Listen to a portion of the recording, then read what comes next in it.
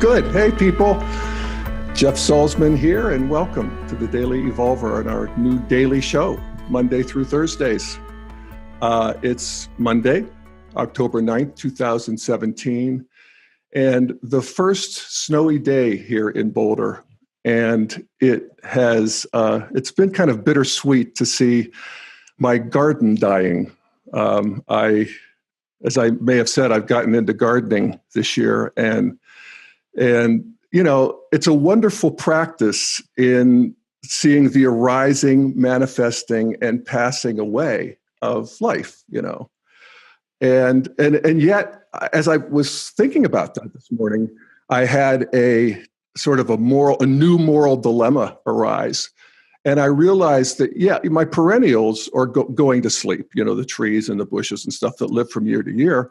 But my annuals, which are a lot of the flowers, begonias, geraniums, petunias, all of that sort of thing, they're going to just die. And they're not going to wake up next spring. And I realized that this whole annual thing is the process of moving plants that don't belong where they are and can only live for a couple seasons, moving from where they can live year-round to this place where they have to die each year. And, you know, are we going to look back on that and see a great oppression of the plant kingdom? We were talking last week about how moral growth means extending your center of moral consideration to more and more beings. And so I don't know. I think I'm probably overthinking it, but it feels a little sad. So yeah, so does this topic today, actually. I want to talk a bit about this massacre in Las Vegas and if anything, integral thinking can bring to some reconciliation or some understanding about this. And you know, just to refresh you, it basically what happened was, I guess it was 9 or 10 days ago, a guy pretty much like me, a year older than me, white guy, gets a room at the Mirage Hotel in Las Vegas. And over 3 days, he creates a high-tech sniper nest overlooking a big square where he has 40 weapons. And 20 of them he's converted with this bump stock thing to basically just short of machine guns, where they can fire 50 rounds a minute. And so he's basically, you know, turned these semi-automatic guns into automatic guns. He set up cameras in the halls. He's created charts that calculate the height, distance, and drop rate of each weapon, plots a grid in this square. And then the night of action, he busts out 2 windows and starts firing on a country music concert, kills 58 people so far have died. And the other statistic that in some ways is even more shocking to me is that he wounded just short of 500. That's a statistic we actually want to let breathe for a minute. 500 people wounded, hit, 58 killed. And predictably, and I think, you know, rightly, it has triggered a great conversation in this country, or a fight. You know, it's part of the culture wars, of course, where we ask the question, how can this happen? And is this the kind of culture we want to live in? And why is this particular problem so unique to America in terms of the developed world? America has 15 times the number of guns as Great Britain, for instance, and 40 times the gun deaths. And that's true. The statistics, we compare badly to basically all developed countries. And again, could integral theory tell us anything about this? And there are a couple things that come to mind. And one is that, of course, cultures have interiors. This is the lower left quadrant using Ken Wilber's Aqua maps. And the lower left quadrant is the interior of the collective. And the interior of the collective is, every culture has its own sort of personality. And America is unique in that we started as a new world, at least from the settlers' perspective, not from the native perspective, but from the winners of that fight. This was a new world. And in the interiors, and here we're talking about the upper left, the interior of the people who came here. What is it to leave everything you've ever known? And when we're talking in the 1500s, 1600s, 1700s, when you left Europe to come to America, you were essentially saying goodbye to everybody you know, everything you know, and there was not much expectation that you would be back, at least for the masses of people. And so there's a self-selecting type that comes out of that. It's assertive, it's self-confident, it's adventuresome. Or in the case of the Puritans, it's the most pious, the biggest religious nuts, the ones who really wouldn't buckle to the king's system whether in terms of laws or in terms of religion. And so that sort of is the enneatype, if you will, of the exterior, of the interior of the American psyche. And that's actually still true of immigrants. The most adventuresome, the most confident, the ones who are assertive, they're the ones who are drawn to leave what they know and come to a new country. So that is just part of the American spirit, if you will, the American karma. And in the exteriors, and this is the stuff, the actual weaponry, the guns, that's also different because we were a revolution in this new country. We were a do-over, a whole new continent. And so there was no control as there was in the countries of Europe and Japan, where it was an evolution into the sort of traditional systems where you were not allowed to have weapons. You were not allowed to defend yourself against the king. You couldn't have the latest and greatest. You couldn't get your buddies together and build a catapult.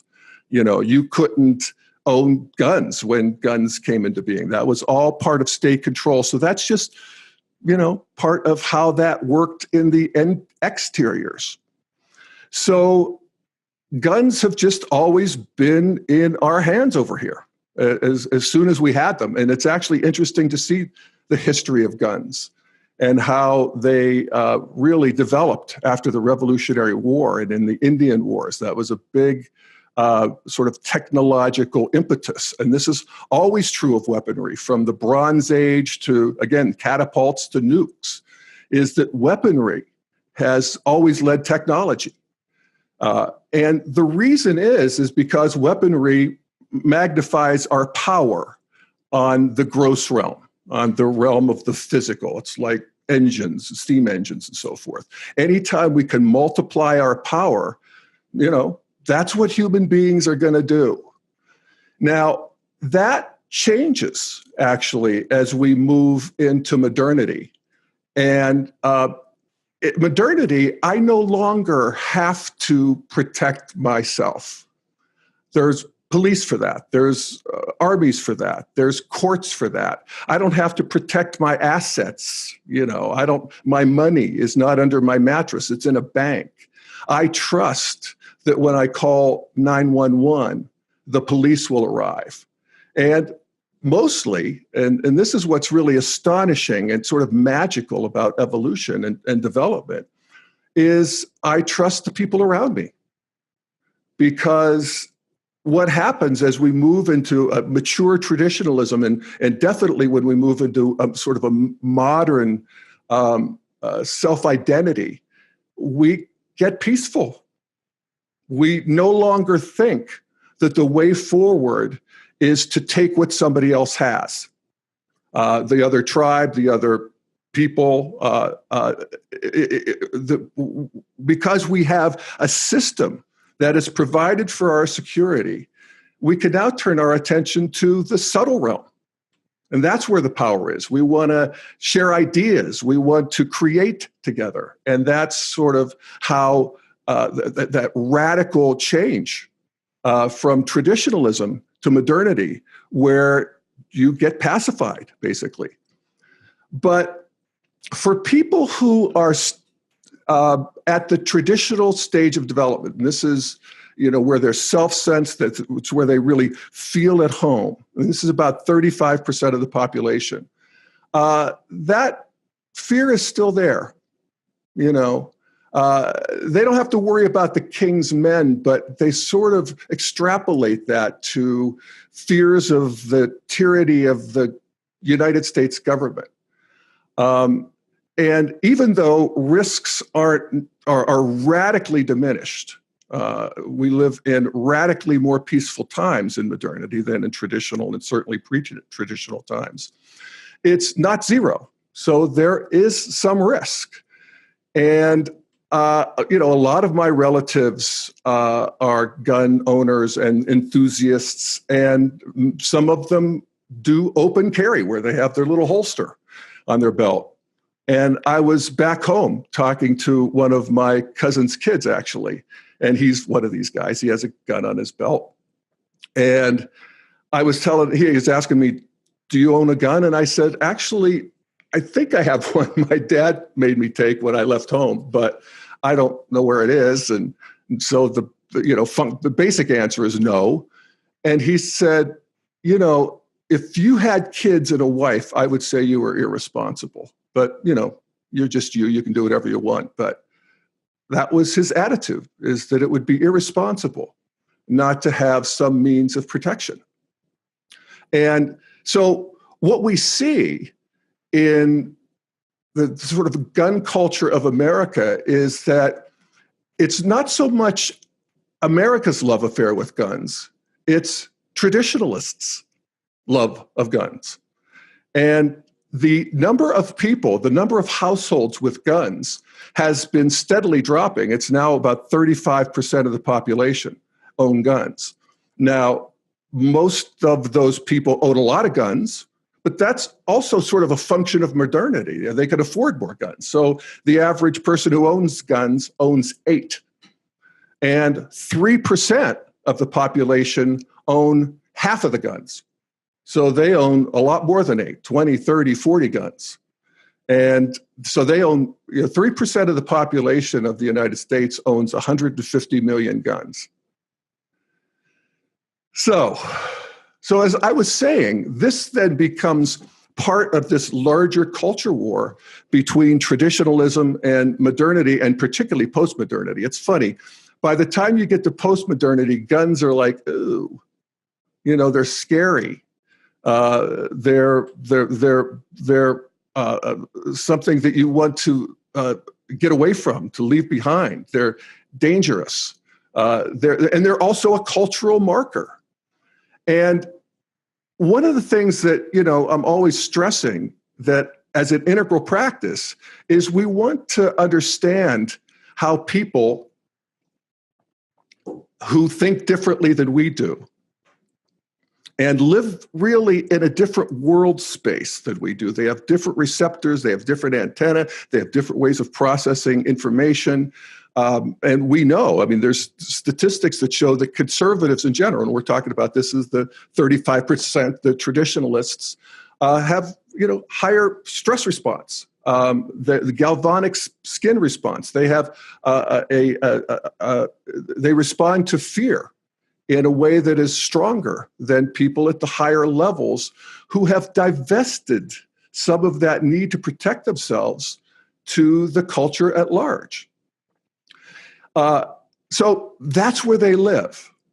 And what they want us to know, this vast majority of gun owners, is that they're good people. And they're the salt of the earth. And that having a gun is one of the ways that they mark something that is very important to their identity, and that is that they could take care of themselves. And they don't want to get in anybody else's business, except culturally, and that's a whole other story. But they don't want you to tell them what to do, and they also want you to know that if you wimpy postmodernist, find yourself, lethally threatened by a bad guy, they'll shoot him for you. And you would probably be grateful that they did. And so, it becomes a cultural marker, and it's not unlike, in the terms of the cultural marker, a postmodernist gender bender who shaves half his hair and dyes the rest of the other half pink. And he too is, kind of offending and being willing to, sort of upset people in order to make a point about identity and worldview. And, we want to look at this so that we could sort of relax our reflexive, as I've often said, our integral practitioners are waist to neck deep in green, postmodern worldview. And so most of us have that sort of reflexive anti-gun thing. So, in terms of the culture war, it's now to the point where, back in the 80s, Republicans were 50-50 in terms of what they thought was more important, gun rights or gun control. Now, Republicans are 75% for gun rights and 25% for gun control. And that's just a part of the continuing polarization. That's where we now have a majority of Americans who say gun rights are more important than gun control. And, there's plenty of demagoguing in both sides, and I don't want to get into all of the arguments. It was really interesting to see Wayne LaPierre, the head of the NRA, on, I guess it was Face the Nation yesterday, talking about that the real problem is the culture of Hollywood and violent movies and violent video games. And here we are, the poor NRA, we're trying to teach people responsible gun ownership and gun usage. And this is what we're up against, is this culture of violence coming out of Hollywood, coming out of Hollywood liberals. So this is this war, this culture war, will continue. There's no doubt about it. I do think that there will be a sea change, I'm thinking, at some point. And clearly, it's going the right direction in terms of the amount of gun violence. And this is true not just in the United States. And by the way, other than gun violence, America is no more violent than any other developed country in terms of crime that is perpetrated without guns. So this is just the nature of modernity. In fact, I'll read a paragraph from a Washington Post article where they talk about this very idea and how it's creating a conundrum among criminologists about why we're getting so much more peaceful. And they say, internationally, a decline in crime has been documented in many countries since the mid-1990s. According to the authors of a 30-country study on criminal victimization, there is no general agreement on all of the reasons for this decline. They say there's a general consensus that demographic change, specifically the shrinking proportion of adolescents across Europe, is a common factor causing decreases across Western countries.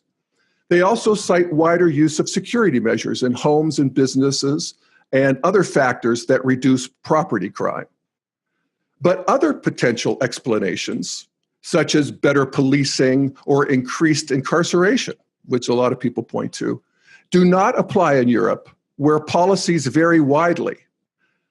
So it's just a general move into a more pacified stage of development. And as I said, when we are now in a situation, where only 35% of people own guns, and that's a decreasing number. It's decreased 20 points since the 70s. That's remarkable. And millennials are the least gun-owning population in terms of age demographics. I think the tide could turn and at some point even turn quickly. I was sort of impressed by David Frum yesterday, who's a conservative columnist who was on one of the shows. And he was talking about that there's a cultural change when people realize that guns actually increase the danger of you and your family being hurt. There's no argument that people who own guns, have guns in the house, have more gun violence.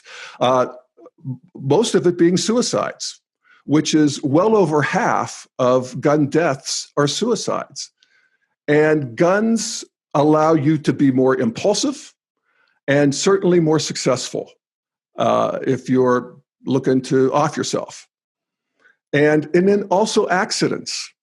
And I think of myself as a little kid. My dad had guns, and he was very scrupulous about, keeping them locked away and so forth, but not so his ammunition.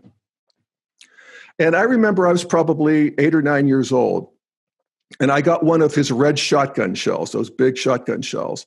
And I thought to myself, so all that happens in that gun is that a hammer hits that shotgun shell and makes it explode. Is that right? And how does that work? And there was the shotgun shell, and my dad had a workbench downstairs in our basement, and he had a vise, that you grip things in. And so I thought, I'm gonna see.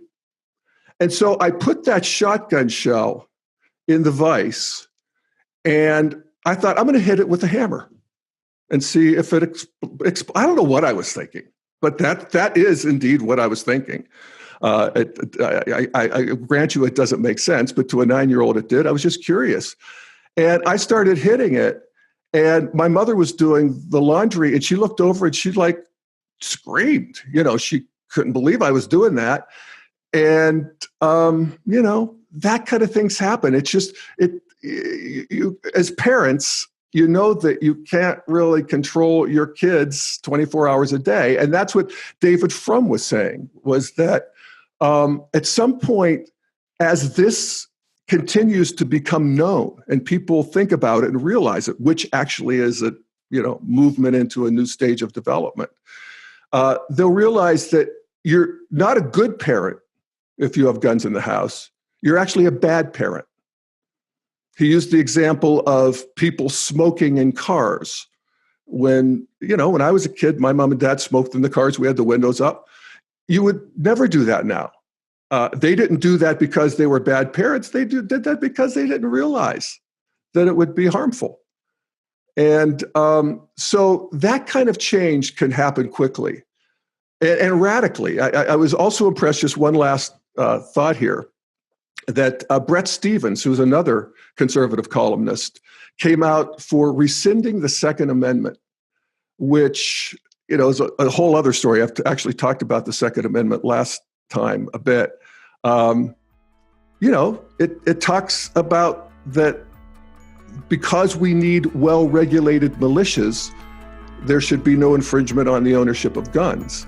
And somewhere along the line, in a plain reading of that amendment, where's the well-regulated militias?